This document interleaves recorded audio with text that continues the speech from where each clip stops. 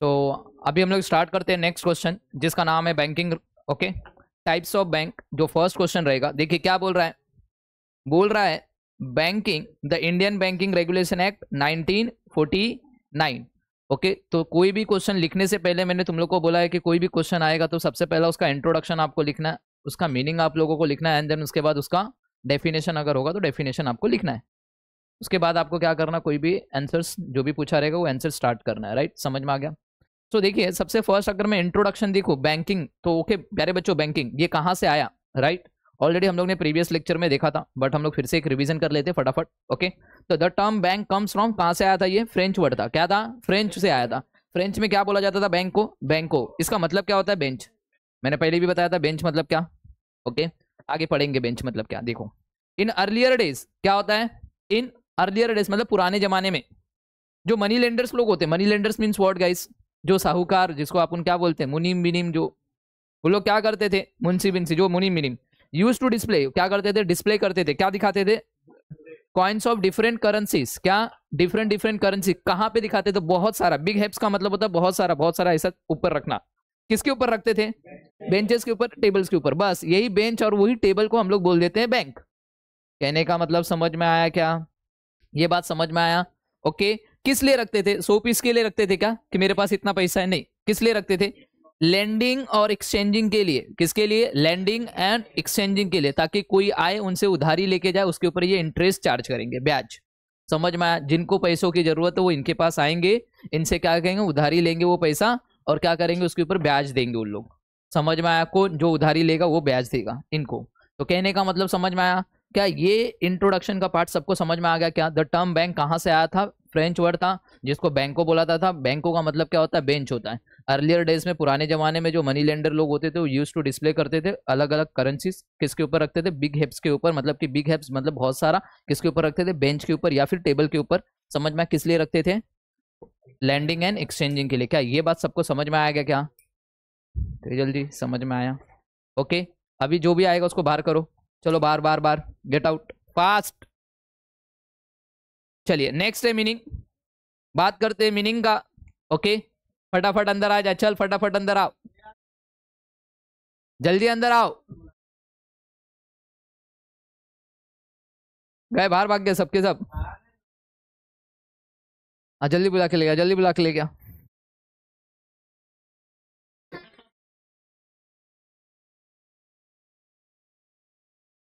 French छोड़े, छोड़ो जाने दो वो सब। हाँ, नीचे देखना है थोड़ा सा, जल्दी आओ।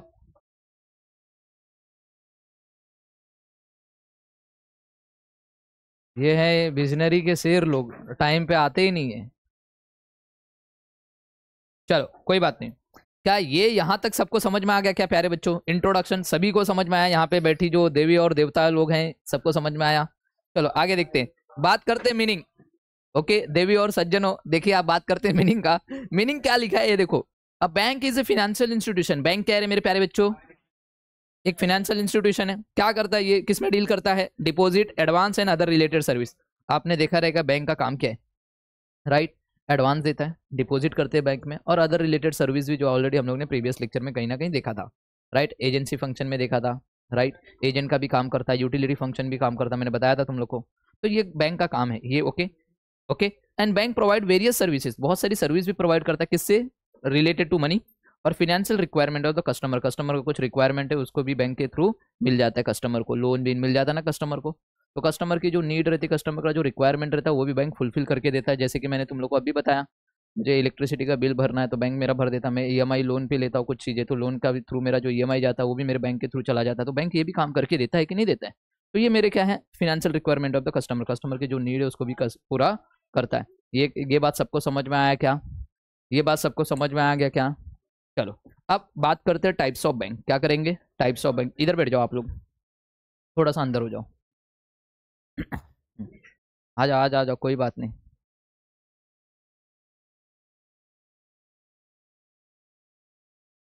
लिया ना तुम लोग को भी अंदर, लिया ना क्या, तुम लोग को भगा दिया क्या घर पे। आ जाओ, वहां पे बैठो,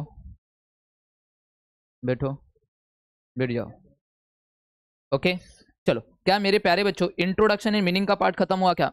मीनिंग में क्या बोला है? बैंक क्या एक फाइनेंशियल इंस्टीट्यूशन है जो किसके अंदर डील करता है? Deposit, advance and other related service, ये पहला पॉइंट। ओके उसके बाद बैंक प्रोवाइड करता है बहुत सारी सर्विस प्रोवाइड करता है related to money and requirement of the customers. क्या ये बात सबको समझा? तो हर एक बच्चा इतना तो लिखने का ही लिखने का, ताकि आपके टीचर को लगे कि हाँ यार थोड़ा तो है इसके पास नॉलेज, समझ में। बट ऐसा नहीं लिखने का जैसा मैंने लिखा है, ये तुम्हारे दिमाग में घुसाने के लिए रखा है, समझ में आया, ताकि तुम्हारे दिमाग में ये घुस जाए अच्छे से, समझ में आया। अब बात करते हैं टाइप्स ऑफ बैंक। क्या बात करेंगे? Types of bank. टोटल कितने टाइप्स के बैंक है मेरे प्यारे बच्चों? 9। कितने टाइप्स के हैं? 9। याद रखना एग्जाम में आता है ये क्वेश्चन, 8 नंबर के लिए आता है, बट हमारे बच्चों को पता है कौन सा करना है कौन सा नहीं करना है। बात समझ में आ गया? तो चलिए सबसे पहला टाइप्स ऑफ बैंक की अगर मैं बात करूं तो प्यारे बच्चों क्या है? सबसे पहला central bank. Okay central bank सभी को पता है। ओके किसी को नहीं पता है क्या? नहीं, ऐसा क्या होता है सेंट्रल बैंक? सर आपको पता है? हाँ देखा, मेरा भाई बोलता है कौन सा बैंक, समझ में। तुम लोग पूछ लो, मैं इसमें बोल नहीं सकता, तुम लोग पूछ लो भाई ने क्या बताया, बताओ भाई। देखा देखा, रिजर्व बैंक ऑफ इंडिया, भाई ने सही आंसर दिया है। क्या दिया है? रिजर्व बैंक ऑफ इंडिया, उसी को बोलते हैं सेंट्रल बैंक। सही आंसर दिया तूने, समझ में आया, तेरे को पता चल गया ना। देखा सही आंसर दिया उसमें।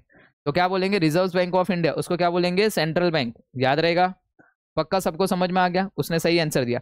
तो देखिए सेंट्रल बैंक क्या है मेरे प्यारे बच्चों? Is the apex financial institution. Apex का मतलब बोलते हैं ना बहुत बड़ा बैंक फाइनेंशियल इंस्टीट्यूशन है। कहाँ पे? In the banking industry and in the country. तो पहला पॉइंट सबको याद हो जाएगा क्या? सेंट्रल बैंक क्या है? एपेक्स फाइनेंशियल इंस्टीट्यूशन है। ओके कहाँ पे? In the banking industry in the country.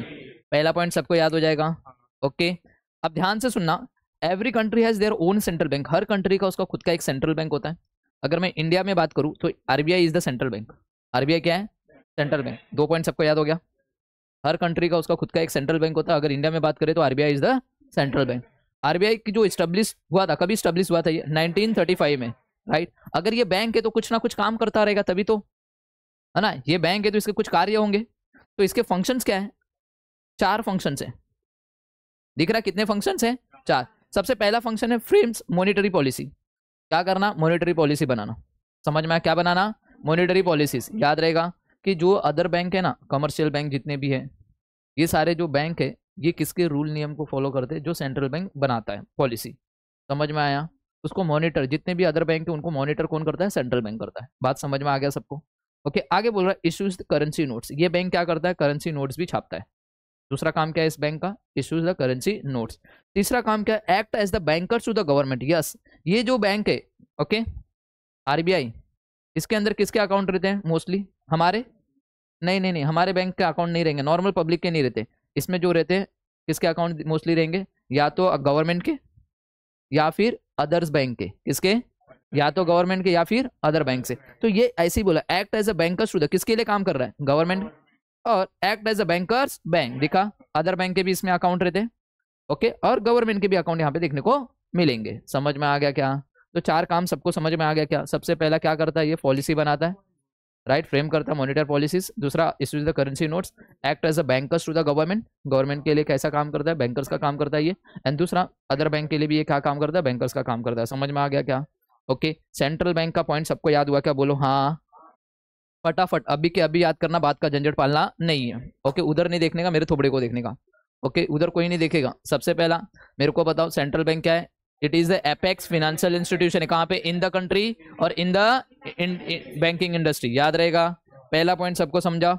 Okay every country has their own central bank. In India RBI is the central bank. याद रहेगा, इसकी स्टैब्लिश कभी हुआ था? ये 1935 में। कितने काम करता है? 4। सबसे पहला क्या करता है? Frame the monitor policy. दूसरा ने मेरे प्यारे बच्चों इश्यूज द करेंसी नोट। तीसरा act as the bankers to the government and act as the bankers bank. क्या पहला पॉइंट याद हो गया? चलो चलो अब दूसरा था कमर्शियल बैंक। क्या रे प्यारे बच्चों? चलिए कमर्शियल बैंक। ओके अब हाँ यस यस, कम कम कम बैठ जाओ वहां पे। नेक्स्ट क्या है मेरे प्यारे बच्चों? Commercial bank. ओके अब देखिए सेंट्रल बैंक में तो हम जैसे आम इंसान का तो अकाउंट हो नहीं सकता, तो अभी कमर्शियल बैंक में हमारा अकाउंट होता है। किसके अंदर होता है? कमर्शियल बैंक में। ओके कमर्शियल बैंक में हमारा क्या होता है? अकाउंट होता है। ओके तो देखिए कमर्शियल बैंक क्या बहुत इंपॉर्टेंट रोल अदा करता है। कहाँ पे? हमारे इकोनॉमिक के लिए और हमारे सोशल डेवलपमेंट के लिए। कैसे? वो भी देखते हैं। ओके अब मेरे को बताओ आप लोगों का अकाउंट है कि नहीं है? नहीं है। क्यों? आप छोटे छोटे हो अभी तो, राइट। थोड़े बड़े हो जाओगे, 18 साल के ऊपर हो जाओगे तो आप लोगों का बैंक अकाउंट ओपन हो जाएगा। आपके मम्मी पापा ओपन करवा देंगे आप लोगों का। आपके मम्मी पापा का अकाउंट है? राइट। आपके मम्मी पापा क्या करते हैं, डिपॉजिट करते हैं बैंक में, तो उसके ऊपर कुछ ब्याज मिलता होगा 6 6 महीने के ऊपर, 6 6 महीने में या फिर 12 महीने में मिलता रहेगा, ब्याज मिलता है ना, डिपॉजिट करते। तो आपने कभी सोचा है बैंक के अंदर पैसा जमा करने से उसके अंदर हम लोग को ब्याज कैसे मिलता है? वही पैसा अगर मैं अपने घर के तिजोरी में रखूँ तो उसके ऊपर ब्याज क्यों नहीं मिलता? क्वेश्चन अराइज हो रहा है। मैंने एक बार, मैं छोटा था तो मैं भी ऐसे करता था। मैं, गुल्लक होता है पता है आपको, गुल्लक होता है तो उसके अंदर पैसा डालते, मेरे पापा बैंक में डिपॉजिट करते थे, राइट, कुछ पैसा, और मैं मेरे गुल्लक में डालता था। तो मेरे पापा को ना कुछ ब्याज के रूप में कुछ ज्यादा पैसा दिखाई देता था, और मेरे गुल्लक में जो डालता था ना उसमें कोई ब्याज नहीं आता था, मतलब कोई एक्स्ट्रा पैसा नहीं होता। तो मैंने एक दिन मेरे पापा से पूछा कि इसमें क्या फर्क है, आप बैंक में रखते हो और मैं अपने गुल्लक में रखता हूँ, तो यहाँ से पैसा बढ़ क्यों नहीं रहा है? कुछ तो रीजन होगा, है ना? क्या ये इसके पास जादू है क्या?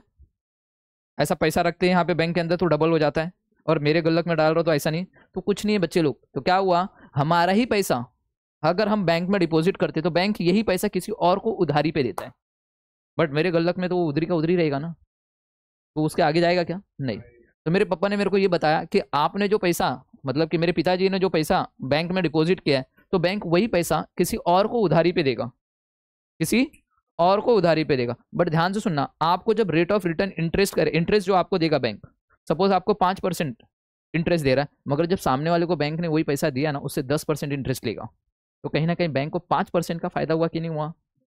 राइट। बात समझ में आ गया? तो बैंक को 5% का फायदा हुआ, तो बैंक अपना ब्याज काट के रखेगा और मुझे 5% दे देगा। मतलब क्या हुआ, मेरे से 1,000 रुपया लिया, राइट, मेरे को 6 महीने के बाद कितना देगा? 1,000 रुपये के ऊपर 10% मान के चलो, 1,000 रुपये के ऊपर 10%, तो 1,000 रुपये के ऊपर 10% कितना होता है? 100 रुपया। मेरे को 6 महीने के बाद कितना मिलेगा अगर मैंने पूरा पैसा निकाला तो? 1,100 रुपया मिलेगा। कितना मिलेगा? क्या ये बात सबको समझ में आया? कितना मिलेगा? 1,100 रुपया।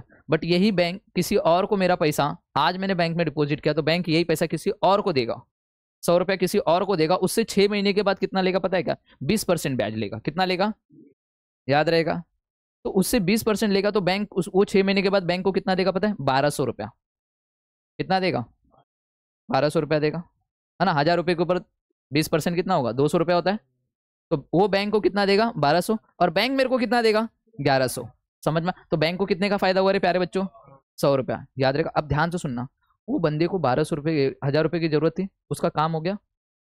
काम हुआ क्या सामने वाले का? उसका काम हो गया। वो अगर सपोज ऐसे ही होते बिजनेसमैन लोग, कौन होते हैं? बिजनेसमैन लोग।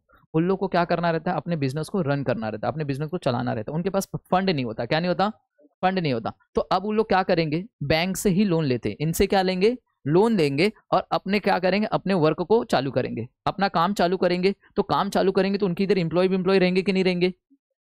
उन लोग को भी नौकरी मिल रही है कि नहीं मिल रही है? मुझे बताओ, लोगों को नौकरियां मिल रही है, लोगों के काम चल रहे हैं कि नहीं चल रहे? और बैंक ने इनको फंड दे दिया तो इन लोगों को पैसा आ गया, ये लोग काम करना चालू हो गए। अब काम चालू हो गया तो इससे लोगों को नौकरियां मिली कि नहीं मिली? लोगों को नौकरियां मिली तो लोग ज्यादा ज्यादा पैसा कमाएंगे कि नहीं कमाएंगे? अगर लोग ज्यादा पैसा कमाएंगे तो गवर्नमेंट को टैक्स देंगे कि नहीं देंगे? इससे हमारा समाज का भला होगा कि नहीं होगा? और हमारे देश का डेवलपमेंट होगा कि नहीं होगा? देख, पहला पॉइंट यही है। समझ में आया? कमर्शियल बैंक ओपन करने का मेन मकसद यही था, ताकि हम अपने क्या करें? इकोनॉमिक को डेवलपमेंट करें और अपने सोशल सोशल डेवलपमेंट करें। समझ में आया क्या? तो क्या होता है कि जितने भी बड़े बड़े बिजनेसमैन लोग रहते हैं, ये क्या करते हैं? कमर्शियल बैंक से लोन लेते हैं। कमर्शियल बैंक से लोन लेने के बाद क्या करते हैं? अपना बिजनेस स्टार्ट करते हैं, लोगों को नौकरियां मिलती है, जिसकी वजह से लोग ज़्यादा से ज़्यादा कमाते हैं, और इनका भी बिजनेस ज़्यादा होता है। तो गवर्नमेंट के रूप में इन लोग क्या करते हैं? गवर्नमेंट को टैक्स पे करते हैं, जिसकी वजह से समाज का भी भला होता है और इकोनॉमिक भी हमारा ग्रो होता है। तो पहला पॉइंट समझ में आ गया क्या? सबको समझ में आया क्या पहला पॉइंट क्या है?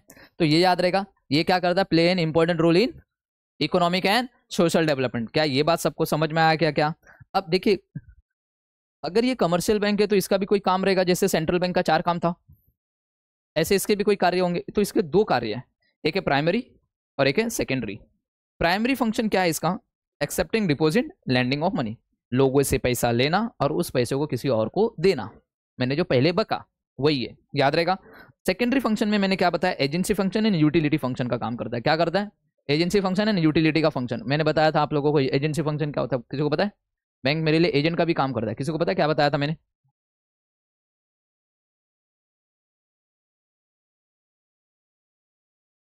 हम्म,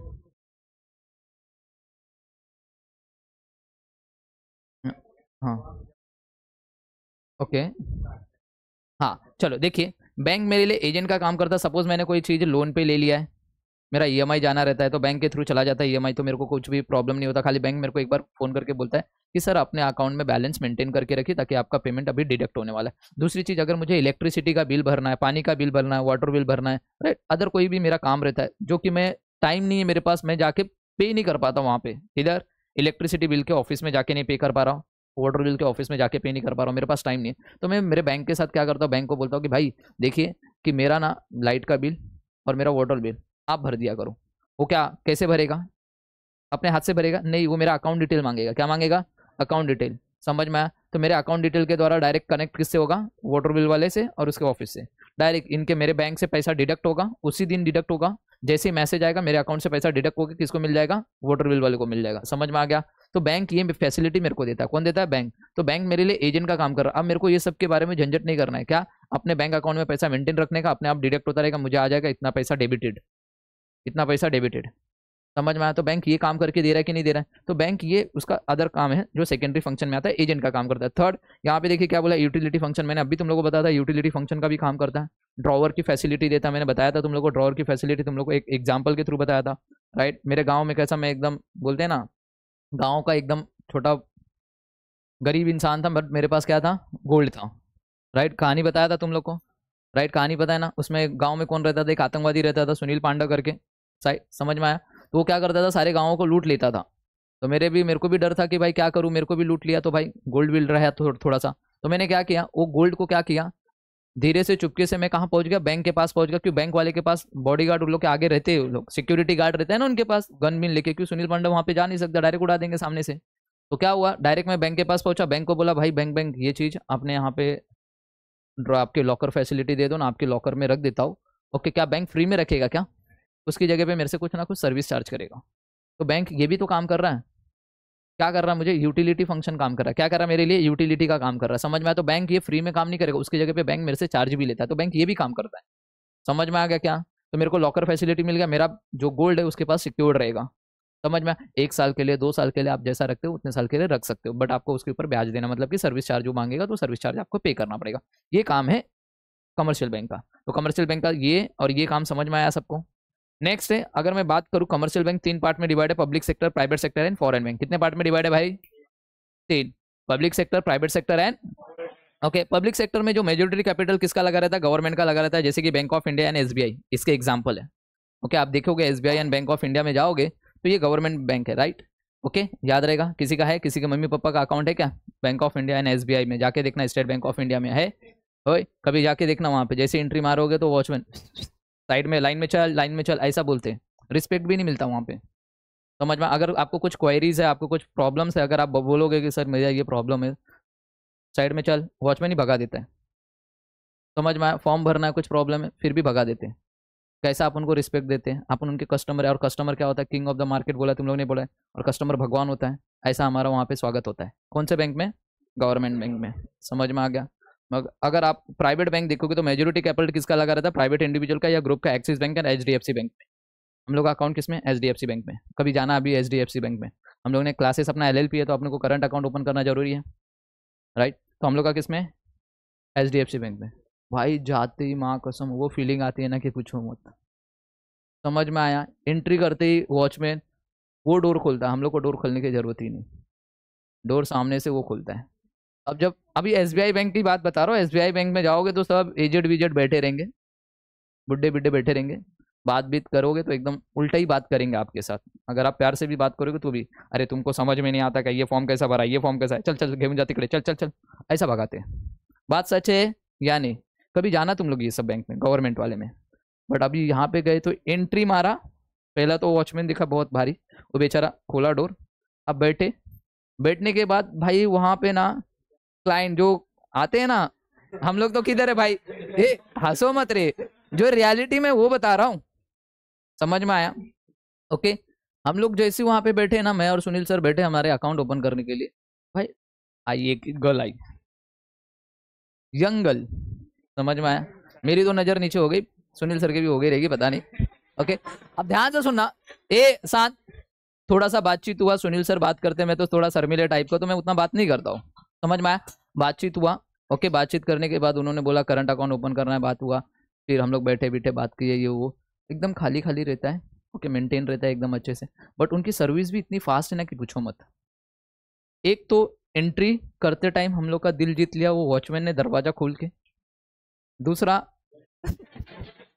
तुम लोग समझ गए रहेंगे। ओके, अब बैठे बैठे नॉर्मल बात हो रहा है, एकदम नॉर्मली बात हो रहा है, ये वो अकाउंट ओपन करना है, एकदम पोलाइट लैंग्वेज में बातें चल रही है, ये वो हमारा अकाउंट ओपन हो गया। फिर उसके बाद हम लोग को सर्विसेज का जो भी था, हम लोग को पासबुक चाहिए तो पासबुक के लिए एक मैसेज किए, उनको ड्रॉप आउट किया, तुरंत का तुरंत हम लोग को अगले दिन पासबुक भी मिल गया। सर्विस देखो कितना फास्ट है, याद रहेगा प्यारे बच्चों। तो ये होता है प्राइवेट बैंक, समझ में आया। ओके, प्राइवेट बैंक क्या होता है, इनको पता है इनकी इनकी नौकरी फिक्स है भाई, इनको कुछ प्रॉब्लम नहीं है, बट इनकी नौकरी पे खतरा रहता है। अगर आपने क्लाइंट के साथ या कस्टमर के साथ थोड़ा सा भी बेहुदे जैसी बात की, तुरंत आपको रिजाइन देना पड़ेगा जॉब से। तो ये लोग पोलाइट लैंग्वेज में ही बात करेंगे आपके साथ, तो कितना अच्छा है। मगर ना एक खासियत है इनकी, इनके यहाँ पे ना बैलेंस ज़्यादा मेंटेन करना पड़ता है, समझ में आया। मेंटेन कितना ज़्यादा, इनके यहाँ पे कम भी रहेगा, 1000-500 रुपया भी चल जाता है, बट इनके यहाँ पे मेंटेन ज़्यादा करना पड़ता है। आपके अकाउंट में मिनिमम 10,000 तक अमाउंट रहना चाहिए, समझ में आ गया क्या। ओके, तो ये है private sector bank. And third है फॉरेन बैंक। क्या है फॉरेन बैंक? फॉरेन बैंक क्या है मेरे बच्चों लोग? Which are establish outside India. देखा, ये वो बैंक है जिसका स्टैब्लिशमेंट आउटसाइड इंडिया हुआ है, बट उसके ब्रांचेस जो है वो इंडिया में, जैसे city bank and HSBC bank. Okay, ये कौन से बैंक है? ये फॉरेन बैंक है। कौन से बैंक है? फॉरेन बैंक, याद रहेगा। तो क्या हमारे ये पॉइंट भी हो गया क्या कमर्शियल बैंक? थोड़ा एक बार देख लेते कमर्शियल बैंक में कितना, 3 पार्ट में पहला तो डिवाइड है, 1 2 3, याद रहेगा, 3 पार्ट याद रहेगा। पहला, ये बहुत इंपॉर्टेंट रोल अदा करता है हमारे इकोनॉमिक के लिए और हमारे सोशल डेवलपमेंट के लिए। इसके 2 काम है, primary function and secondary function. Primary function में क्या करता है ये? डिपॉजिट एंड लेंडिंग मनी, और सेकेंडरी फंक्शन में agency function and utility function. ये प्राइवेट कितने पार्ट में डिवाइड है ये? 1 मिनट, जादू हो गया उसके साथ। ओके,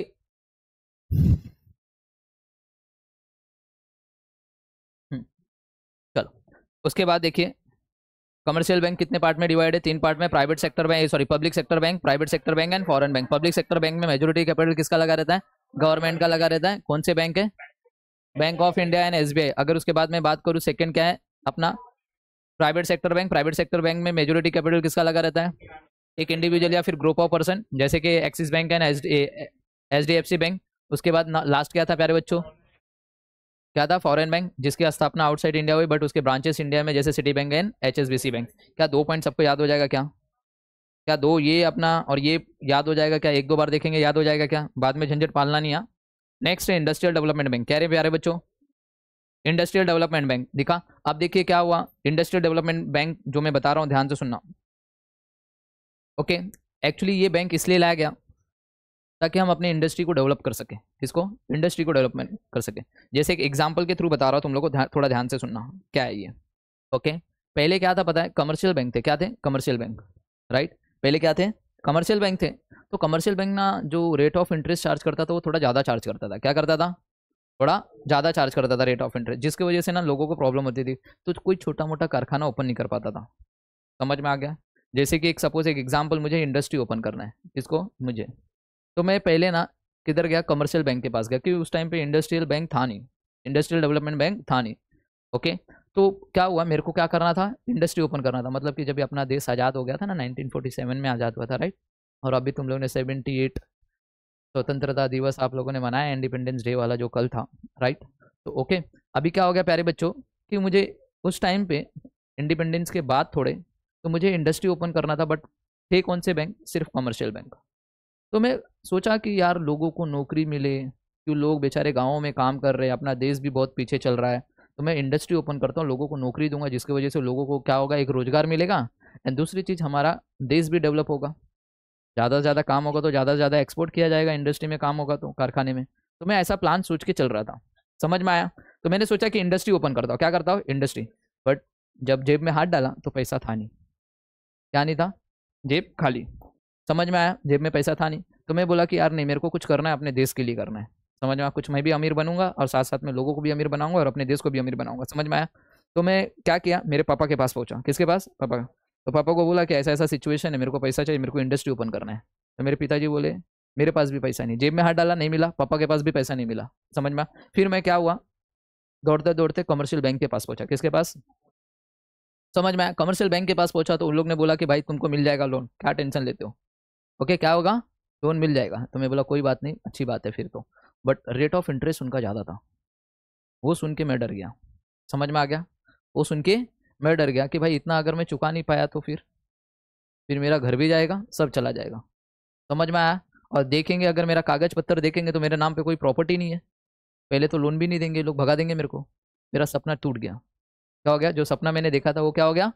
टूट गया। फिर मेरे को एक चीज़ याद आई कि अब ये बात कुछ भी हो जाए मोदी जी तक पहुंचनी चाहिए। कहाँ तक पहुंचनी चाहिए? मोदी जी तक। ओके, कहाँ तक पहुंचनी चाहिए? मोदी जी तक। समझ में आया? तो एक लेटर लिखा मैंने। ओके, उस लेटर में मैंने लिखा, ध्यान से सुनो रे, कहानी सुनो, उसके बाद अपन इसको पॉइंट को अपन करेंगे। मैंने एक लेटर लिखा कि मोदी जी ऐसी ऐसी बात है, ध्यान से सुनना, मोदी जी ऐसी ऐसी बात है, मेरे को एक कारखाना ओपन करना था, मैं कमर्शियल बैंक के पास गया, कमर्शियल बैंक ने मुझे लोन देने से मना कर दिया, ये वो। तो मोदी जी को ये बात समझ में आई कि ऐसा तू पहला इंसान नहीं होगा, ऐसे बहुत सारे लोग रहेंगे जिसके सपने रहेंगे कि इंडस्ट्री ओपन करना, बट इंडस्ट्री ओपन करने के लिए ये बैंक ज्यादा लोन ले रहे हैं, मतलब कि इंटरेस्ट ज्यादा ले रहे हैं।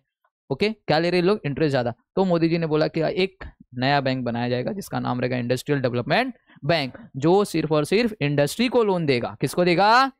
इंडस्ट्री के डेवलपमेंट के लिए। समझ में? इसका रेट ऑफ इंटरेस्ट भी कम रहेगा। तो मोदी जी ने मेरी बात सुनी और मेरे को क्या हुआ, इंडस्ट्रियल डेवलपमेंट बैंक ओपन किया उन्होंने, और मेरे को वहां से लोन सब पूरा काम हो गया और मेरा इंडस्ट्री ओपन हो गया। समझ में आया?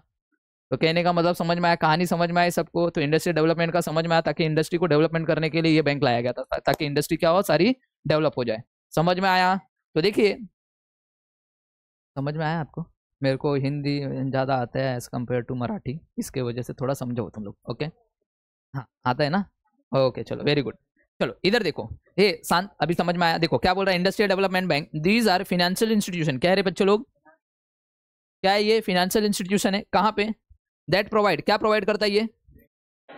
मतलब इंडस्ट्रियल डेवलपमेंट से, बैंक से अगर आप लोन लेते हो ना, वो medium and long term fund provide करेगा। किसको देता है? बिजनेस फर्म को देता है। किसको देगा ये? बिजनेस फर्म को। याद रहेगा सबको, किसको देगा ये लोन? Business firm. ये मीडियम टर्म मतलब 2 से 5 साल, और लॉन्ग टर्म मतलब 5 से 10 साल के बीच, 5 से 10 साल के ऊपर जो भी रहेगा। समझ में आया? इंडस्ट्री को उतने टाइम का लोन चाहिए रहता है। समझ में आ गया क्या? ओके, आगे बोला example of development bank are, लिखा डेवलपमेंट बैंक आर, IFCI आपके बुक में पूरा लिखा हुआ है, SFC आपके बुक में पूरा लिखा हुआ है, MSFC, ये क्या है? एग्जाम्पल है किसके? डेवलपमेंट बैंक के। समझ में आया? टेक्स्ट बुक सबके पास है? यहाँ पे जगह नहीं था इसलिए मैंने लिख नहीं पाया। समझ में आया क्या? तो आप लोग पढ़ लेना उसका फुल फॉर्म। ओके, अब ये अगर ये इंडस्ट्रियल डेवलपमेंट बैंक है तो इसके कुछ ना कुछ कार्य होंगे ना। जैसा अभी हमने कमर्शियल बैंक के देखा, हमने सेंट्रल बैंक के देखा, तो इसके भी तो कोई ना कोई कार्य रहेंगे ना कोई काम करता रहेगा ना। ये क्या काम करता है? प्रोविजन ऑफ, क्या करता है? Medium and long term fund देता है। किसको देता है? ये किस लिए देता है? ताकि बिजनेस फर्म घूमे भी में नहीं। किस लिए देता है? फॉर द पर्पस हो, ताकि वो अपने बिजनेस को क्या कर दे? एक्सपांड कर सके। छोटा है थोड़ा और एक्सपांड करो, या फिर अपने बिजनेस के अंदर मॉडर्नाइजेशन लाओ। नया नया टेक्नोलॉजी के लिए आपको मशीन की जरूरत पड़ेगी, रिसर्च की जरूरत पड़ेगी, तो पैसे की जरूरत है ना, तो ये बैंक से लोन ले लो, आपको मिल जाएगा। समझ में आया? तो पहला काम ये समझ में आ गया क्या? ये प्यारे बच्चों देख, इधर से और इधर से इधर तक का पॉइंट सेम है, देख। तो इधर भी ठोक सकते, इधर भी ठोक सकते, दिखा?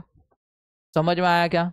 ओके, अब दूसरा, under writing of share issued by the public limited company. ये बैंक क्या करता है? अंडर राइटर भी है। ये बैंक क्या है? अंडर राइटर भी। अंडर राइटर का मतलब समझा? Under writing of shares issued by the public limited company. इसका मतलब कोई मुझे बताएगा कि यहाँ पे बैठी हुई जनता, बोलो कौन बोलेगा? बोलो।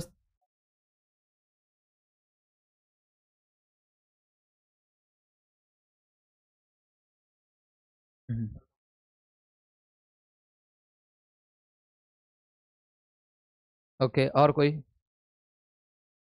यहाँ पे बैठा हुआ? और कोई? बोलो। क्या मेरे क्लास में एक ही शेर है, बाकी सवा शेर है? बोलो, शेरनी लोग, तुम लोग बोलो, बोलो। अरे आप लोगों को था ना, था कि नहीं था? एसपी में था, इसीलिए बोला 11th में क्लास लगाया करो। इसलिए तुम लोग को बोला था 11th में क्लास लगाया करो। नहीं पढ़ना 11th, अपन क्या करेंगे? घर से ही हो जाएगा। हो गया घर से तुम लोग को। समझ में आया?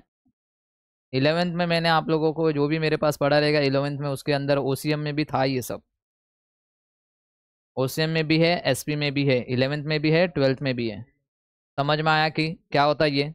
देखिए क्या होता है प्यारे बच्चों, अभी क्या, कोई जो पब्लिक लिमिटेड कंपनी है ना, जब वो अपना शेयर इशू करती है मार्केट में, तो उसका 90% तक का शेयर मार्केट में इशू होना चाहिए। समझ में आया?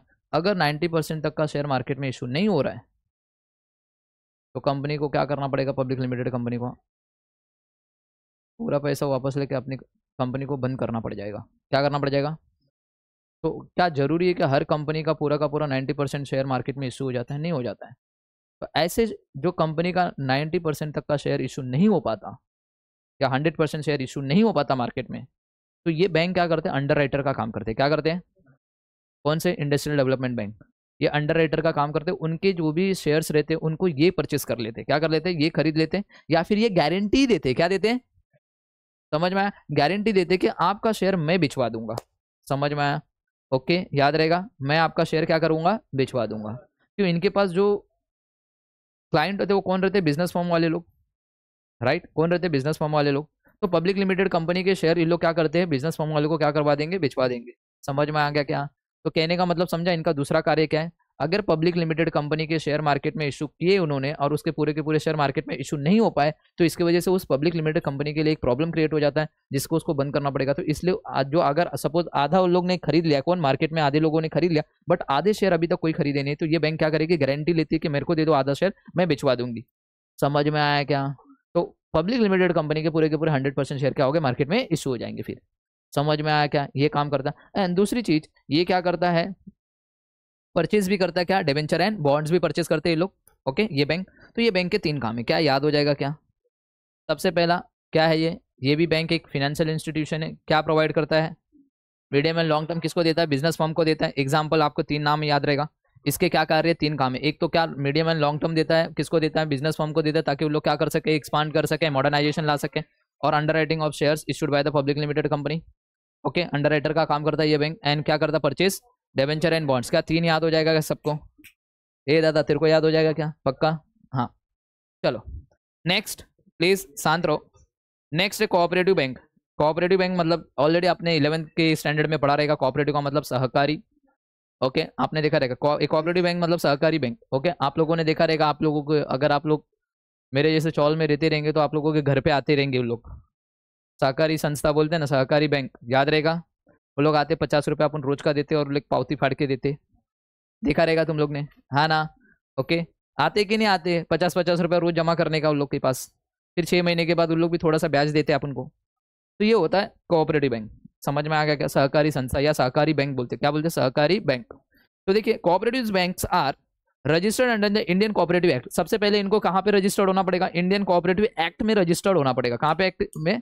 अब एक बार एक्ट में रजिस्टर्ड हो गया तो ये बैंक भी है ना, आगे आगे का नाम क्या रखा है? बैंक। तो बैंकिंग रेगुलेशन एक्ट में भी इनको क्या करना पड़ेगा?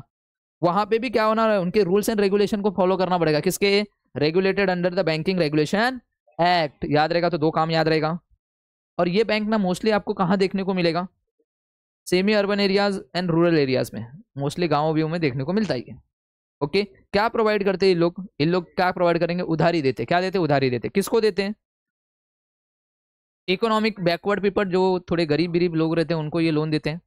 फार्मर लोगों को मिल जाता है यहाँ से लोन, और स्मॉल स्केल यूनिट्स के लोगों को मिल जाता है। ये भी 3 डिफरेंट लेवल पे काम होता है। इसके भी 3 डिफरेंट लेवल है। सबसे पहला क्या है? प्राइमरी क्रेडिट सोसाइटी, ये ऑपरेट होता है विलेज लेवल पे। डिस्ट्रिक्ट दिख रहा है? डिस्ट्रिक्ट सेंट्रल कोऑपरेटिव बैंक, ये ऑपरेट होता है डिस्ट्रिक्ट लेवल पे। स्टेट कोऑपरेटिव बैंक, ये ऑपरेट होता है स्टेट लेवल पे। क्या याद हो जाएगा क्या? ये भी पक्का याद हो जाएगा। इसका भी नाम याद हो जाएगा, कोऑपरेटिव बैंक। याद रहेगा कोऑपरेटिव बैंक क्या है?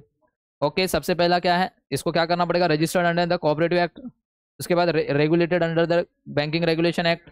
ओके, पॉपुलर कहाँ पे? Semi urban areas and rural areas में। क्या प्रोवाइड करता है? उधारी देता है। कितने? 3 लोगों को देता है। 3 अलग अलग डिफरेंट लेवल पे। ये याद रहेगा सबको? पक्का? चलो नेक्स्ट, एक्सचेंज बैंक। क्या है रे बच्चों? अब एक्सचेंज बैंक सबको पता है, नाम में ही पता चल गया एक्सचेंज। ओके, अगर हम सपोज हम लोग को फॉरेन करेंसी में ट्रांजेक्शन करते हैं तो हम लोग को एक्सचेंज करना पड़ता है। क्या करना पड़ता है? एक्सचेंज। कि वहाँ पे गांधी जी नहीं चलेंगे और यहाँ पे वॉशिंगटन नहीं चलेंगे। तो कहने का मतलब समझ में आ गया क्या? तो डॉलर में चलना है। अगर मुझे अमेरिका के साथ ट्रांजेक्शन करना है तो वहाँ पे जो ट्रांजेक्शन चलेगा, अगर सपोज मुझको उनके पैसे में उनको पे करना है तो मैं बोलूँगा गांधी जी ले लो, वहाँ पे नहीं लेंगे, वो लोग डॉलर में लेंगे। कहने का मतलब समझ में आ गया क्या? तो कहने का मतलब सबको समझ में आ गया क्या? वहाँ पे अपना इंडियन करेंसी नहीं चलता, वहाँ पे क्या चलेगा? डॉलर। और यहाँ पे क्या चलेगा? करेंसी। अगर उनको हमको पेमेंट करना रहेगा तो वो लोग डॉलर में नहीं कर सकते, उन लोग हम लोग को किस में देंगे? करेंसीज में देंगे। ये बात सबको समझ में आ गया क्या? तो चलिए देखिए क्या बोल रहा है। Exchange bank are concern with financing foreign trade. ये किस में फाइनेंस करता है? फॉरेन ट्रेड में। क्या फंक्शन है इसका एक्सचेंज बैंक का? एक तो रिमिटिंग मनी करने का काम है इनका। Next discounting of foreign bills and helping the import export trade. 3 काम है। क्या काम है याद रहेगा, इसके फंक्शन क्या है, रिमिटिंग मनी, मनी को रिमिटिंग करने का काम करता है, रिमिट करने का। ओके जैसे कि मैंने बताया कि फॉरेन कंट्रीज में आपके पैसे हैं उसको इंडिया में ट्रांसफर करना है। ओके इंडिया में ट्रांसफर करना, तो इंडिया में वो आएगा तो इंडियन रुपी में होगा ना, तो रिमिट करने का काम करता है, remitting. Next discounting of foreign bills, foreign bill को क्या डिस्काउंट करने का काम करेगा ये exchange bank. Next helping the import export trade है, इंपोर्ट एक्सपोर्ट ट्रेड के लिए जो भी ट्रांजेक्शन होते हैं ये सब फॉरेन करेंसी में होते हैं, तो यहाँ पे भी ये मदद करता है। अगर मैं बात करूँ एग्जाम्पल, तो bank of Tokyo and bank of America, ये क्या एक्सचेंज बैंक के एग्जाम्पल है, याद रहेगा। क्या हमारे 5 हो गए क्या बच्चे, 5 हो गए। ओके पढ़ोगे आप, डिस्काउंटिंग बिल में पढ़ोगे। Okay okay bill of exchange में पढ़ोगे आप लोग। Okay don't worry. क्या ये 5 हो गया, क्या ये 5 आप लोगों को समझ में आ गया क्या, ये 5 हमारे खत्म हो गए। चलो नेक्स्ट, अगर आप लोगों को नोट चाहिए तो ये नंबर पे कांटेक्ट करना। ओके समझ में आया, आपको नोट्स मिलेगा। ओके चलो आगे आगे, रीजनल रूरल बैंक RRB, क्या बोलते हैं इसको, रीजनल रूरल बैंक। ये भी गाँवों में देखने को मिलेगा मोस्टली, नाम ही है रीजनल रूरल बैंक, नाम में क्या है रूरल बैंक। ओके तो देखिए RRB वेयर एस्टेब्लिश इन 1975, ये कभी इसकी स्थापना हुई थी 1975 में। This bank are sponsored by large public sector bank. देखा इसमें जो भी स्पॉन्सर किसके द्वारा कराया जाता है, लार्ज पब्लिक सेक्टर बैंक के द्वारा। तो देखिए the capital of RRB is contributed, RRB का अंदर जो कैपिटल कॉन्ट्रीब्यूट किया जाता है कौन कौन से बैंक करते हैं, सबसे पहला सेंट्रल गवर्नमेंट 50% देता है कैपिटल, किसके अंदर RRB के अंदर जितना भी पैसा रहता है उसके अंदर 50% किसका रहता है, सेंट्रल गवर्नमेंट। सेंट्रल गवर्नमेंट मतलब केंद्रीय सरकार, केंद्रीय सरकार मतलब मोदी जी की सरकार। समझ में आया क्या, समझ में आया। ओके नेक्स्ट है स्टेट गवर्नमेंट, क्या है ये, अगर ये बैंक महाराष्ट्र में है तो महाराष्ट्र गवर्नमेंट। ओके कौन है, महाराष्ट्र के जो प्राइम मिनिस्टर, सॉरी महाराष्ट्र के CM कौन है, मुख्यमंत्री एकनाथ शिंदे जी जो है, उनकी सरकार 15% देगी। ये बात सबको समझ में आ गया। ओके ये बात सबको समझ में आ गया।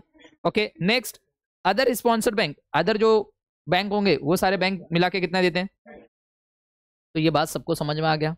तो यहाँ पे क्या बोला, the capital of RRB is contributed bye. Okay RRB में जो कैपिटल कॉन्ट्रीब्यूट किया जाता है, सेंट्रल गवर्नमेंट 50% कॉन्ट्रीब्यूट करती है, state government 15% and other sponsor bank कितना 35%।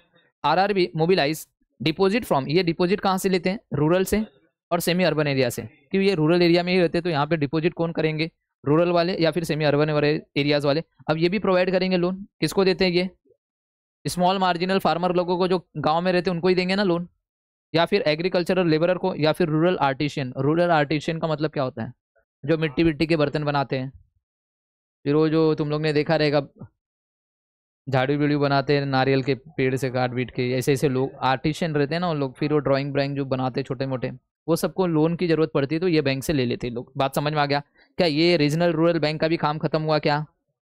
चलिए नेक्स्ट है सेविंग बैंक, क्या है, तो सेविंग बैंक मतलब क्या, ऑलरेडी आपने देखा रहेगा जो सेव करके रखते पैसा जिस बैंक अकाउंट में, वो हमारे लिए सेविंग बैंक होता है, जिसके ऑलरेडी आप लोगों ने देखा रहेगा आपके मम्मी पापा का जो अकाउंट है वो सेविंग अकाउंट है। क्या है, सेविंग अकाउंट। तो देखिए क्या करता है, इसका मेन ऑब्जेक्टिव क्या है सेविंग बैंक का, दिखा the main objective of saving bank is to encourage the saving of the people, ताकि पीपल अपने पैसों को क्या कर सके, सेव करके रखो, इसलिए ये इंकरेज करता है, स्पेशली इन रूरल एरियाज। कहाँ पे, रूरल एरियाज में। Okay example of such bank देखिए, पोस्टल सेविंग बैंक दिख रहा है, commercial bank and cooperative bank, दिखा आप ध्यान से सुनना। एग्जाम्पल ऑफ सच बैंक, ये बैंक आपको कहाँ पे देखने को मिलेगा, पोस्ट ऑफिस। आपको पता है पोस्ट ऑफिस में भी आप अपना अकाउंट ओपन करवा सकते हो, पोस्ट ऑफिस में भी अपना सेविंग अकाउंट ओपन करवा सकते हो, वहां पे भी पैसे आप डिपॉजिट कर सकते हो, तो पहला वही है। दूसरा कमर्शियल बैंक में भी आप अपना अकाउंट ओपन करवा सकते हो, वहां पे भी पैसा, देखिए ना आपके मम्मी पापा का जो अकाउंट है वो कौन से बैंक में, कमर्शियल बैंक में तो है, वहां पे तो आपने सेविंग अकाउंट ओपन करवाया है, तो कमर्शियल बैंक में होता है। कोऑपरेटिव बैंक के अंदर भी आपने अपना अकाउंट ओपन करवा सकते हो, वहां पे भी पैसा आप क्या कर सकते हो, डिपॉजिट कर सकते हो। मैंने बताया ना कोऑपरेटिव बैंक में वो रोज रोज आता है 50-50 रुपये लेके जाता है, क्या कर रहे हो आप, सेविंग अकाउंट ही ओपन करवाए। समझ में आया। तो ये तीनों चीज क्या है, सेविंग बैंक के क्या है, एग्जाम्पल्स है, याद रहेगा। कितने हो गए, 5 6 7। नेक्स्ट इन्वेस्टमेंट बैंक दिखा, नेक्स्ट क्या है, नेक्स्ट क्या है मेरे प्यारे बच्चों, इन्वेस्टमेंट बैंक। अभी ध्यान से सुनना, इन्वेस्टमेंट बैंक क्या होता है, 8वां ये 8वां है, इसके बाद एक लास्ट 9वां। ओके देन उसके बाद अपना कंप्लीट ये क्वेश्चन। ओके घर नहीं जाना है रे पागल लोग, घर इतना जल्दी जाएंगे क्या। इन्वेस्टमेंट बैंक देखो क्या होता है, इन्वेस्टमेंट बैंक, हाँ हाँ कोई बात नहीं, हवा आ रहा है ना यहाँ से, AC चालू है ना, 4 4 AC लगाए और तू बोलता है कि यार हाँ चले शांत रहो, चलो शांत। नेक्स्ट इन्वेस्टमेंट बैंक देखो, प्लीज प्लीज बोलो मत, इन्वेस्टमेंट बैंक देखो प्यारे प्यारे बच्चों। अब ये क्या होता है पता है क्या, इन्वेस्टमेंट बैंक ना अपने क्लाइंट को मदद करता है। किसको मदद करता है ये बैंक? क्लाइंट को, कि यहाँ पे इन्वेस्टमेंट करना चाहिए या फिर यहाँ पे इन्वेस्टमेंट करना चाहिए या फिर यहाँ पे इन्वेस्टमेंट करना चाहिए। ओके, गाइडेंस देने का काम करता है। समझ में आया क्या काम करता है? गाइडेंस। तो कोई भी आज के ज़माने में कोई भी फ्री में गाइड नहीं करता है। जैसे कि तुम लोग ही देख लो, तुम लोग को मैं गाइड कर रहा हूँ, फ्री में गाइड कर रहा हूँ क्या? नहीं नहीं, फ्री में गाइड नहीं कर रहा हूँ। क्या हो गया? अच्छा, मैं तुम लोग को फ्री में गाइड कर रहा हूँ क्या? नहीं, पैसा लिया, फीस लिया तुम लोग से, राइट? ओके, फीस इधर मैं डिस्कस नहीं कर सकता इसके अंदर। समझ में आया? हाँ, नॉमिनल फीस है आप लोगों की, बहुत कम फीस में चार्ज करता हूँ, वो तो बात सच है, मगर बता नहीं सकता। ओके, याद रहेगा। चलिए ध्यान से देखना, इन्वेस्टमेंट बैंक क्या है। तो ये क्या करता है? गाइड करता है अपने क्लाइंट को कि कहाँ कहाँ पे इन्वेस्टमेंट करना है, कैसे कैसे इन्वेस्टमेंट करना है। तो ये बैंक का ये काम है। दिस बैंक प्रोवाइड, क्या प्रोवाइड करता है? फाइनेंशियली एंड एडवाइजरी देता है, असिस्टेंट टू देयर कस्टमर, अपने कस्टमर को क्या करता है? मदद करता है। फाइनेंशियली और एडवाइजरी दोनों करता है। समझ में आया क्या? असिस्टेंट का मतलब क्या होगा? गाइड करना। ओके, किसको? अपने कस्टमर्स को। अब देयर क्लाइंट जनरली, इनके क्लाइंट कौन होते हैं वो देखो, इनके कस्टमर्स कौन होते हैं? या तो बिजनेस फर्म होंगे इनके कस्टमर, या फिर गवर्नमेंट ऑर्गेनाइजेशन। कौन होंगे? बिजनेस फर्म वाले या फिर गवर्नमेंट ऑर्गेनाइजेशन। समझ में आ गया क्या? याद रहेगा इनके कस्टमर कौन होते हैं।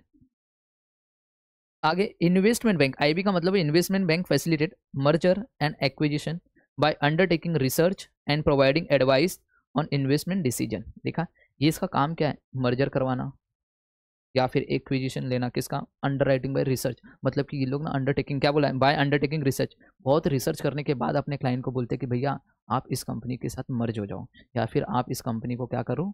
एक्वायर कर लो। एक्वायर का मतलब टेक ओवर कर लो। समझ में आया? जैसे एक एग्जाम्पल, एग्जाम्पल देखो, ये बैंक का काम क्या है, ताकि ये लोग क्या करेंगे? Provide advising on investment decision. दिख रहा है? अब ध्यान से सुनना क्या होता है। आपने सुना रहेगा हीरो होंडा, सुना है? हीरो अलग कंपनी है, होंडा अलग कंपनी है, ये याद रहेगा। ये दोनों क्या है? हुए मर्ज हुए। तुम लोग ने सुना रहेगा कोका कोला, कोका अलग है, कोला अलग है, ये दोनों क्या हो गए? मर्ज हो गए। ओके, समझ में आ गया? अब तुम लोग ने सुना रहेगा ए, पहले जब भी रिलायंस आया, जियो आया, बहुत आगे जा रहा था, बहुत आगे जा रहा था, बहुत आगे जा रहा था, फिर क्या हुआ? वी आई आ गया। वी आई मतलब ये दोनों एक दूसरे से क्या हो गए? मर्ज हो गए, ताकि हम लोग क्या कर सके? कंपटीशन कर सके, कॉम्पीट कर सके। किसको? जियो को। फिर उसके बाद में अभी जो आया एकदम भयंकर वाला मारा दहाड़, जो आया बीएसएनएल। समझ में आ गया? बीएसएनएल का 5G भी आ गया ना, लॉन्च हो गया ना, हो गया ना, धीरे धीरे देखो अभी बीएसएनएल चलेगा। समझ में आया? तो कहने का मतलब समझ में आ गया क्या? अब देखिए बच्चे लोग, ये जो बैंक है इन्वेस्टमेंट बैंक, ये क्या करता है? दो लोगों को मर्ज करवाने का काम करता है। क्या? मर्ज करवाना। तो मगर मर्ज कैसे करेंगे? तो ये बैंक ना पूरा रिसर्च विसर्च करके मर्ज करवाएगा। जैसे एक एग्जाम्पल, मैं हूँ कोका, कौन हूँ? मेरा कंपनी का नाम है कोका, सुनील सर की कंपनी का नाम है कोला। समझ में आ गया? दोनों की कंपनी का नाम क्या है? मेरे कंपनी का नाम है कोका, उनके कंपनी का नाम है कोला। समझ में आ गया? आप देखिए, मैं भी इन्वेस्टमेंट बैंक का क्या हूँ? क्लाइंट हूँ, क्यों? मैं भी बिजनेस फर्म हूँ ना, और सुनील सर भी क्या है? बिजनेस फर्म है, राइट? तो क्या हुआ, कोला कंपनी है जो सुनील सर, उनको बोल रहे थे कि भाई मेरे को ना कोई अगर अच्छा कोई मिल जाए, तो मैं सोच रहा हूँ कि मर्ज करके थोड़ा अपने बिजनेस को एक्सपांड करूँ। क्या करूँ? एक्सपांड करूँ। ये किससे बातचीत हो रही थी? इन्वेस्टमेंट बैंक के साथ सुनील सर की बात हो रही थी कि कोई अगर, देखिए भाई, कोई अगर आपको क्लाइंट मिलता है तो प्लीज़ बताइए। ओके, तब इन्वेस्टमेंट पहले ना कोला कंपनी के बारे में रिसर्च करेगा, कहीं ये फ्रॉड कंपनी तो नहीं है ना, कहीं पता चला कि कोका इसके साथ अगर मर्ज हो गया तो कोका कहीं डूब ना जाए। बात सच है? बात सच है। तो पहले इन्वेस्टमेंट बैंक कंपनी क्या करेगी? इन्वेस्टमेंट बैंक क्या करेगा? दिख रहा है? रिसर्च करेगा। क्या करेगा? पहला कोला कंपनी के बारे में रिसर्च करेगा, क्यों ये मर्ज होना चाहता है। समझ में आया? क्यों ये मर्ज होना चाहता है। समझ में आया? पूरा रिसर्च किया, पूरा रिसर्च विसर्च किया, बोला ये जेन्यून बंदा है। क्या है? जेन्यून। फिर अब मेरे मेरे को प्रपोजल देगी कौन? Investment bank. मेरे को क्या देगी? प्रपोजल। कोका एक बात बोलना था। मैं बोला बोलो ना भाई, क्या बात बोलना है? किसके? इन्वेस्टमेंट बैंक मेरे को बोल रहा है। ओके भाई, एक कंपनी है कोला करके, ओके, मैंने उसका पूरा का पूरा रिसर्च किया हुआ है, उसको ना कोई कंपनी चाहिए जो उसके साथ मर्ज हो जाए, ताकि वो अपने बिजनेस को एक्सपांड कर सके। मैंने बोला आपने पूरा अच्छे से रिसर्च किया है? बोलते हैं हाँ, मैंने पूरा अच्छे से रिसर्च विसर्च करके बता रहा हूँ। अगर आपको लगता है तो मैं आपको गाइड कर रहा हूँ, मैं आपको असिस्ट कर रहा हूँ। अगर आप चाहिए तो इनके साथ मर्ज हो जाओ, ताकि आप लोगों की कंपनी और एक्सपांड होगी। समझ में आया?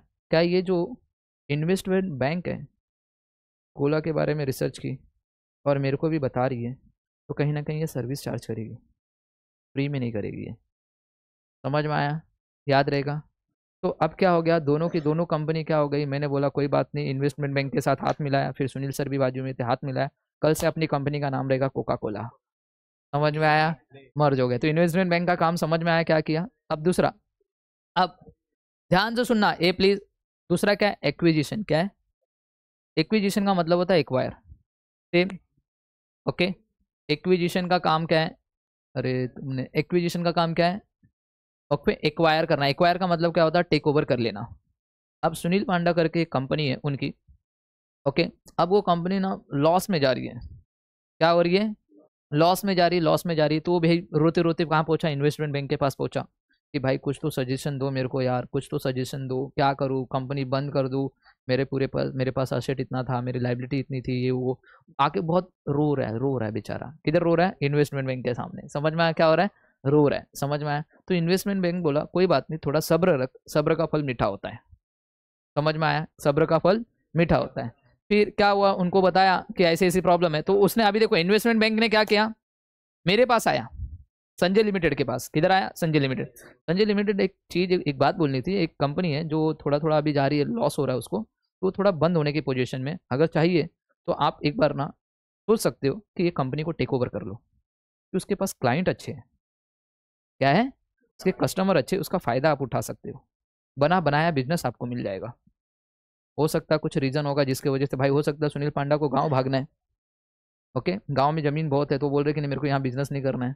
तो अभी क्या हुआ, संजय ने क्या किया कि इन्वेस्टमेंट बैंक ने इनको बताया अपने क्लाइंट को, अभी संजय ने क्या किया, पूरी की पूरी सुनील पांडा की जो कंपनी थी उसको पूरा टेक ओवर कर लिया। क्या कर लिया, टेक ओवर कर लिया। तो इसको बोलते हैं एक्वायर कर लिया। क्या कर लिया, एक्वायर, पूरा का पूरा खरीद लिया, एक्विजिशन बोलते हैं। तो ये कौन करके दिया, मेरे को बताया संजय लिमिटेड को। कौन बताया, इन्वेस्टमेंट बैंक में। तो इन्वेस्टमेंट बैंक ये काम करता है। ये देखा, investment bank do not directly deal with the general public. ये जनरल पब्लिक के साथ डील नहीं करता, नॉर्मल पब्लिक के साथ नहीं। इसके क्लाइंट कौन होते हैं, मैंने अभी बताया, बिजनेस फर्म या फिर गवर्नमेंट। क्या मेरे प्यारे बच्चों 8 के 8 पॉइंट याद हुए क्या? ओके। थोड़ा सा लेक्चर थोड़ा लेंदी जाएगा, मगर जब आप लोगों को ये लेक्चर मिलेगा यूट्यूब पे तो नहीं जाएगा, मोस्टली मोस्टली जाएगा अपने ऐप के ऊपर। कहाँ जाएगा, ऐप के ऊपर। तो ऐप के ऊपर आप लोगों को मिल जाएगा। ऐप कैसे डाउनलोड करना सबको पता है ना, प्ले स्टोर सबके पास है। प्ले स्टोर में जाने का, विजनरी कॉमर्स एकेडमी का ऐप डाउनलोड करने का, वहां से आप लोगों को मिल जाएगा। या फिर जो अपने बच्चे यहाँ पे बैठे हैं सबको ड्राइव पे दे दूंगा लेक्चर। किस पे दे दूंगा, ड्राइव के ऊपर। समझ में आ गया? ओके। अगर आप ऐप पे जाते हो तो वहाँ पे आपको कुछ नॉमिनल फी पे करना पड़ेगा, ओके, याद रहेगा। मगर ड्राइव पे आप लोगों को क्या मिलेगा, फ्री में मिल जाएगा। समझ में आया? चलो नेक्स्ट। नेक्स्ट है specialised bank, last and final, please keep quiet everyone. Specialised bank देखिए क्या बोल रहा है, this bank cater to the requirement and provide the overall support for setting up a business in specific areas। अब ये specialised, नाम ही specialised है, तो ये बैंक किसी ना किसी चीज में स्पेशलिस्ट होगा। ये बैंक किसी ना किसी चीज में स्पेशलिस्ट होगा। तो देखिए ये क्या बोलता है, requirement and provide, overall support देता है ताकि हम लोग अपने बिजनेस को सेटअप करें एक स्पेसिफिक एरियाज में। सबसे पहला है एक्सपोर्ट इंपोर्ट बैंक, इसको बोलते हैं एक्जिम बैंक। क्या बोलते हैं, इसको क्या बोलते हैं, एक्जिम बैंक। इसका नाम है एक्सपोर्ट इंपोर्ट बैंक। क्या बोलेंगे, तो देखिए मेरे प्यारे बच्चों क्या बोल रहा है, for setting up a business for exporting product and importing product from foreign countries for sale in our countries. देखा, ये बैंक क्या करता है, आपको सेटअप करके देगा आपके बिजनेस को, चाहे आप एक्सपोर्ट करो या फिर इंपोर्ट करो। समझ में आया, इस बैंक का काम है। नेक्स्ट, एक्जिम बैंक मतलब export import bank can provide, ये आपको प्रोवाइड करता है, रिक्वायर्ड सपोर्ट देता है, एंड असिस्टेंट देता है, मतलब आपका हेल्प करता है। एक्सपोर्ट्स रिलेटेड कोई जानकारी चाहिए, इंपोर्ट रिलेटेड कोई जानकारी चाहिए, आपको कोई कस्टमर नहीं मिल रहा है बाहर जिसको आप एक्सपोर्ट करो, तो ये बैंक आपको क्या करेगा, सपोर्ट करेगा। क्या करेगा, सपोर्ट करेगा, असिस्टेंट करेगा। ग्रांट्स लोन, ये बैंक आपको लोन भी देगा। किसको देता है, एक्सपोर्टर एंड इंपोर्टर को। किसको देता है ये, अगर मैं सोचूं एक मैं नॉर्मल पब्लिक हूँ, मैं गया किसके पास, इसके पास, मैं बोला भैया लोन दे दो, देगा। मैं एक्सपोर्टर हूँ क्या, मेरे पास एक्सपोर्ट का लाइसेंस है, इंपोर्टर हूँ, इंपोर्ट का लाइसेंस है, नहीं ना, मेरे को नहीं देगा, भगा देगा। ये लोन किसको देता है, ये ऑल्सो प्रोवाइड, ये बैंक क्या करेगा, इन्फॉर्मेशन बताएगा किसके, about the international market. Exporter को भी बहुत सारी इन्फॉर्मेशन का रिक्वायरमेंट रहता है, इंपोर्टर का भी रिक्वायरमेंट रहता है कि भैया मेरे को इन्फॉर्मेशन चाहिए कि मेरे को किससे खरीदना चाहिए, एक्सपोर्टर को भी रिक्वायरमेंट रहता है कि भाई मेरे को कौन से कंट्री में बेचना चाहिए, तो ये बैंक क्या करेगा, आपको इन्फॉर्मेशन भी प्रोवाइड करता है। तो ये बैंक किस लिए स्पेशलिस्ट है, सिर्फ और सिर्फ एक्जिम मतलब कि एक्सपोर्ट इंपोर्ट के लिए ये बैंक स्पेसिफिक है। समझ में आया। नेक्स्ट क्या है, सिडबी। सिडबी का नाम है small industrial development bank of India. Okay, तो ये बैंक का काम क्या है, देखिए the main aim of SIDBI is to be promote finance and develop, किसको करना है, स्मॉल स्केल इंडस्ट्री, किसको इसको डेवलप करना रहता है, स्मॉल स्केल इंडस्ट्री। तो ये बैंक जो भी है सिडबी किसको लोन देता है, स्मॉल स्केल इंडस्ट्री को लोन देता है, याद रहेगा। नेक्स्ट क्या है, नाबार्ड। ओके, नाबार्ड क्या है आपको पता है, क्या नाम है, बोलो नाबार्ड का फुल फॉर्म बोलो, national bank for agriculture and rural development, याद रहेगा। बात सबको समझ में आया। तो नाबार्ड का काम क्या है, ये एक एपेक्स इंस्टीट्यूशन है for financing agriculture and rural sector के लिए। ओके, कहाँ पे फाइनेंस के लिए, एग्रीकल्चर एंड रूरल सेक्टर के लिए। नाबार्ड क्या करता है, उधारी प्रोवाइड करता है, मतलब क्रेडिट देता है short term and long term, किसके द्वारा दिलाता है, रीजनल रूरल बैंक के द्वारा। गाइज इसी के साथ हमारा पूरा का पूरा टाइप्स ऑफ बैंक कंप्लीट हो रहा है। आई होप आपको सारी चीजें समझ में आ गई रहेंगी। ओके, सो प्लीज एक दो बार आप ये वीडियोस को देखेंगे या फिर ये नोट्स आप लोगों को मिलेगा तो ये नोट्स को देखना और आपके टेक्स्ट बुक में ओपन करना, डिक्टो सेम है, कोई बाहर का नहीं है। बस हाँ, याद रखने के लिए, याद करने के लिए मेरे मेथड को अप्लाई करना, बट लिखने के लिए जैसा आप लिखते हो सेम टेक्स्ट बुक के जैसा वैसे ही लिखना है। ये टेबल वेबल बनाना मत, वो टीचर को समझ में ही नहीं आएगा कि टेबल क्या है, वो आपको याद करने के लिए। ये बात समझ में आ गया। ओके।